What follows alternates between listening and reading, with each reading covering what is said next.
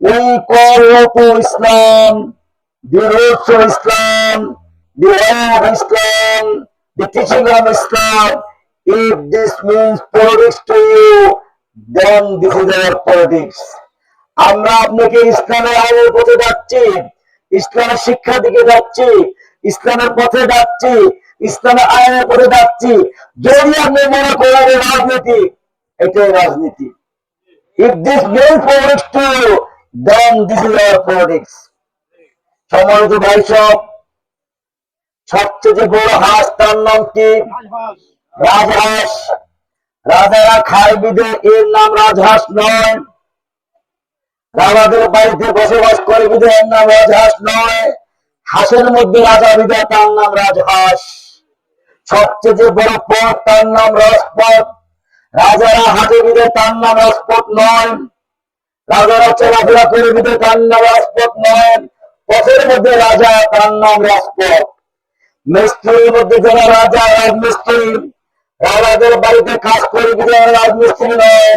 মিস্ত্রিদের মধ্যে থেকে বড় সম্মানিত তার নাম রাজমিস্ত্রি, ঠিক কিনা? নীতির মধ্যে সবচেয়ে বড় নীতি তার নাম রাজনীতি। আর সে রাজনীতি হবে ইসলামের রাজনীতি।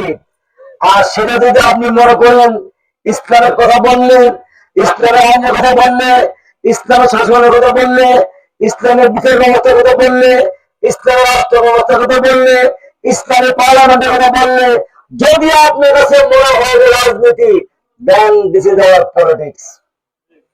ঠিক আছে প্রিয় ভাইরা, আমরা যে জমিনে বসবাস করছি, বিশাল সাম্রাজ্যের মালিক আমার আল্লাহ।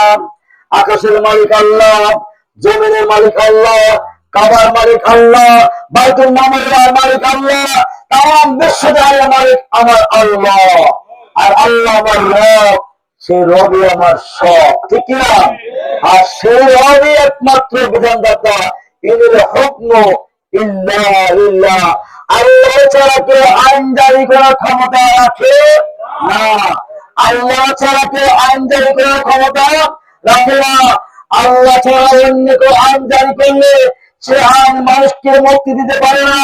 ছোট্ট একটি উদাহরণ, মাঝে মাঝে কেউ করবে মসজিদের মাইক ডিস্টার্ব করে, হ্যান্ডমাইক ডিস্টার্ব করে, মোবাইল হ্যাং হয়ে যায়, বিভিন্ন ফ্রিজ, রেডিও, টেলিভিশন ডিস্টার্ব করে। একটি মাত্র কারণ, যিনি রেডিও টেলিভিশন আবিষ্কার করেছেন, মাইক যিনি বানিয়েছেন, তার নিয়ম অনুযায়ী মাইক না চালালে, মোবাইল না চালালে অবশ্যই মোবাইল ডিস্টার্ব করে, ঠিক কিনা? আপনারা দেখবেন যুব সমাজ, ছাত্র ভাইরা, যে দেশের কোম্পানি যে মেশিন পাঠায়, যে দেশের কোম্পানি যে মেশিন বানায়, তারা তাদের দেশীয় ভাষায় একটি লেখা দিয়ে দেয়, তাকে বলা হয় ক্যাটালগ। সে ক্যাটালগ অনুযায়ী যদি চলেন, সে ক্যাটালগ যদি মেশিন চালান, মেশিন সার্ভিস ভালো দিবে, নাহলে মেশিন গের গের গের গের করবে, ডিস্টার্ব করবে। আপনাকে আমাকে মনে রাখতে হবে, যদি মনে করেন জাপানের নখ বসা মানুষ এই আইন করেছে আমি মানবো না, তাহলে আপনার মেশিনও ভালো সার্ভিস দেবে না। প্রিয় ভাইরা, আমাদের এই মেশিন, আমাদের এই দেহ আমার আল্লাহ তৈরি করেছেন। তৈরি করার পরে দুনিয়াতে পাঠিয়েছেন। দুনিয়াতে পাঠিয়ে একটি বিধান দিয়েছেন। যুগে যুগে নবী পাঠিয়েছেন, রাসূল পাঠিয়েছেন, কিতাব পাঠিয়েছেন। সর্বশেষ নবী মুহাম্মদুর রাসূলুল্লাহ সাল্লাল্লাহু আলাইহি ওয়াসাল্লাম। আর সর্বশেষ ছাড়া আসমানি কিতাব আল কোরআন।